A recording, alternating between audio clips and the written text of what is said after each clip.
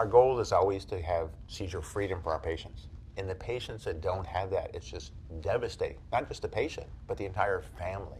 So if it's a mom, their whole life is around being prepared for the next seizure. If it's a spouse, it's the same thing. You never really feel like you can take your eyes off the person because they might have a seizure.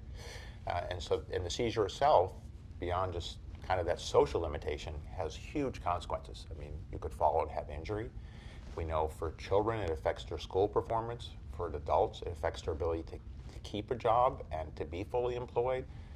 They may not be able to drive because of ongoing seizures, so the consequences are just huge. And then there's the injuries, and the worst consequence, which is the one that often is not spoken, is the fact you could die if you have a convulsive seizure. And it's a lot of families are scared to death of that they're going to lose their loved one.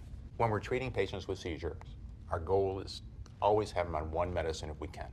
We just know it's better tolerated. It's easier for them to stick with our schedule, to be fully adherent, so we're not missing doses and then having a risk of seizures. Some patients we have to use a couple medicines. So we still would like to keep our schedule as simple as we can, number of pills, number of doses, and to use medicines together that hopefully don't exacerbate side effect profiles, because we still want them to have the best possible quality of life. So I think when we're first treating patients, we all start off on a single medication and what we think is likely to be best for that given patient and their seizure type. And there may be a couple choices, and we discuss with the patient, and then we come to this is why we're picking this. If that works, we're home free, we're not having seizures, we're not having side effects, we're great.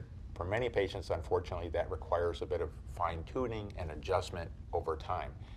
If we can do that and get there with medicine, great. If we reach a point that we're 2 or 3 or 4 medicines down the road and we're still having seizures, then we start to talk to patients about, what are the other options? And a lot of that depends on the cause of their seizures and what the evaluation has shown us. So, the big categories are, epilepsy surgery, any kind of device therapy, and primarily for children, dietary therapy.